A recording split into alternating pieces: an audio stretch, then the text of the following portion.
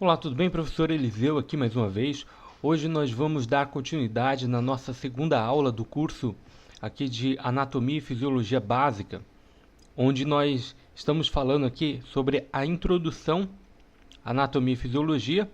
Na última aula nós tivemos toda essa introdução aqui e hoje vamos dar continuidade. Aqui no final da página você consegue observar este conteúdo continua nos PDFs abaixo.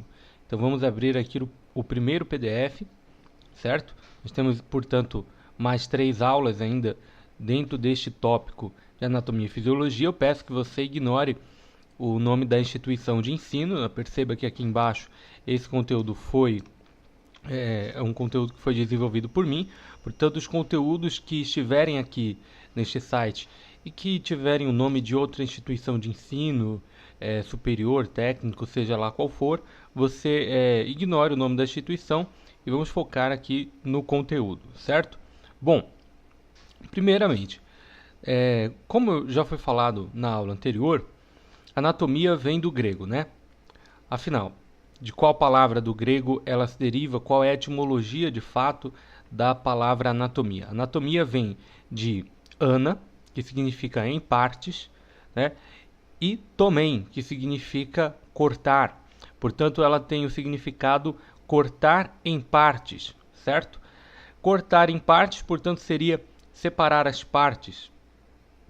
Separar as partes com qual finalidade? Com a finalidade de estudar a forma de alguma coisa. Então, anatomia pode ser traduzido como o estudo das formas, ou o estudo das partes, ou em si cortar em partes ou dissecar, né? Dissecar é uma palavra que tem o mesmo significado etimológico de anatomia, porque a palavra anatomia vem do latim, anatome, aliás, do grego, né? Anatome.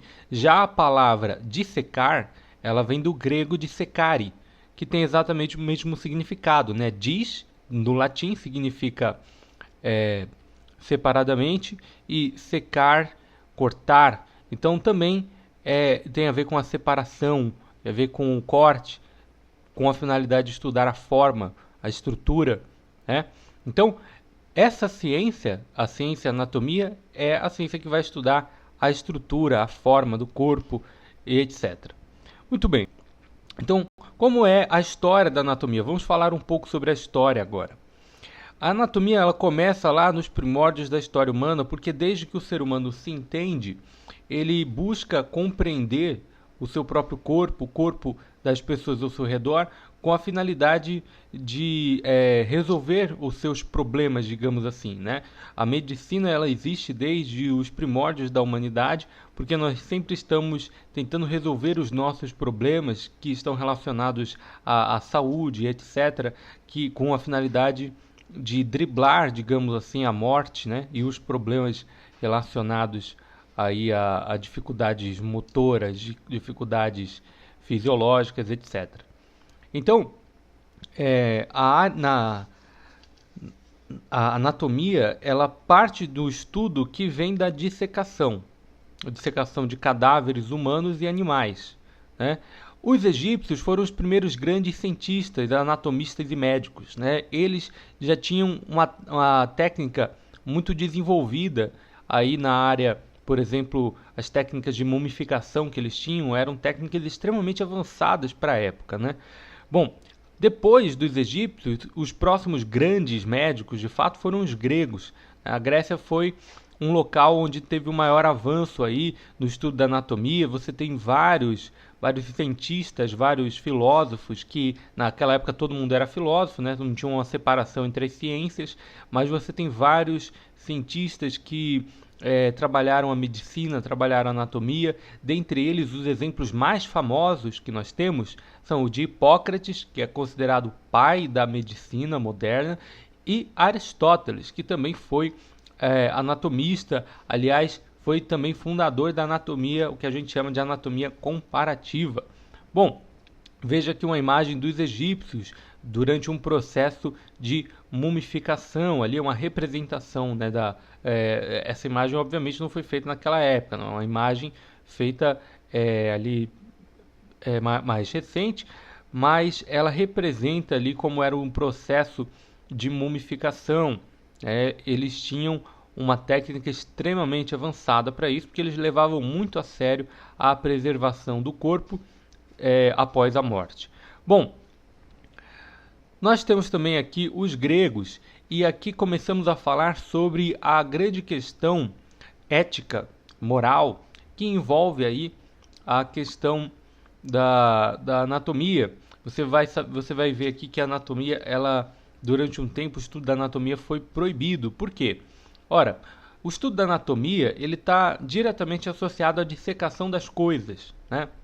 Então, obviamente, para entender a anatomia, por exemplo, de um animal, você tinha que dissecar o animal. O animal você teria que matá-lo, o animal, né, e fazer a dissecação do corpo dele. Ou, se fosse um ser humano, né, uma pessoa que morreu, e você ia lá pegar o corpo, o cadáver, e fazer o estudo do cadáver, abrir o cadáver e etc. Né? Agora, quando falamos de anatomia, falamos das formas, falamos da estrutura. E se estamos falando da estrutura, obviamente dá para estudar no cadáver. Mas quando falamos de fisiologia, fisiologia é o funcionamento. Como que eu vou estudar o funcionamento em um cadáver? Não tem como. Então eu preciso estudar isso em animais que estejam vivos, né?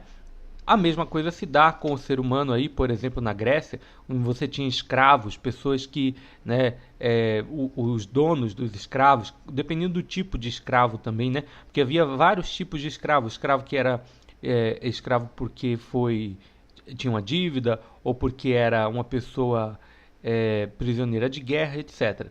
E muitas vezes eram feitas dissecações de pessoas vivas, inclusive, para entender a fisiologia. Bom, aí é uma representação da Grécia Antiga. Bom, nós tivemos várias pessoas importantes na anatomia. Herófilo de Calcedônia desenvolveu um esquema de distribuição, formato e tamanho dos órgãos, descreveu o fígado, o cérebro, os órgãos sexuais. Erasistrato de Quios, colaborador de Herófilo, formou a Escola de Alexandria, famosa Escola de Alexandria, onde o desenvolvimento da anatomia humana foi muito grande, né? Agora, lá por volta do século II depois de Cristo, quando por motivos éticos e religiosos proibiu-se o estudo de cadáveres humanos, predominou a prática em animais, né? Então, houve uma época que o estudo da moral, o estudo da ética, e especialmente a ética e a moralidade associada à religião, né? Especialmente ali quando a igreja cristã começa a ganhar influência no Estado e depois ela assume uma integração com o Estado a partir do século IV com o imperador Constantino, né? E desde um pouco antes disso, a moralidade judaico-cristã, a ética cristã, ela já influenciava na lei do Estado romano. Dessa forma, o que aconteceu?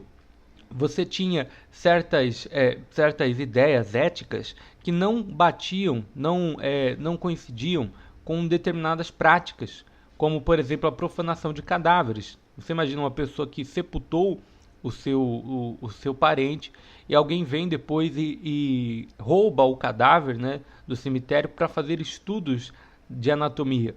Ou, então, uma pessoa que tem um escravo e decide ceder o seu escravo para a ciência, né, para que esse escravo fosse dissecado vivo para fazer um estudo fisiológico. Então essas coisas aconteciam e, portanto, era incompatível com a influência, né, que a ética e a moralidade judaico-cristã começou a exercer sobre o Estado. Essas coisas passaram a ser consideradas de caráter hediondo.